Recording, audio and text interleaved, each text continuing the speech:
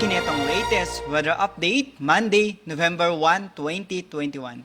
Ang northeast monsoon or amihan na nakaapekto sa may lalawigan sa Luzon, samtang ang shoreline or ang tail end ng frontal system, kini ang panagtagpo ng hangin gikan sa northeast monsoon o hangin gikan sa easterlies ang nakaapekto sa may Visayas, kasama na ang northern section sa lalawigan sa Mindanao.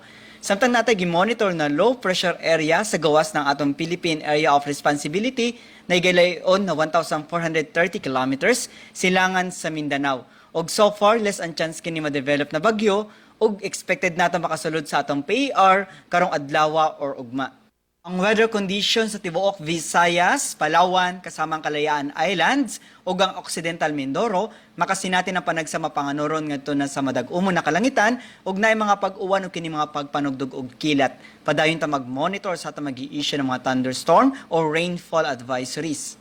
Ug para sa atong mga dugang detalye, bisita atong mga official social media accounts kini si Jomar Iclarino gikan diri sa Mactan, Pag-asa Visayas, DOST, mayong adlaw.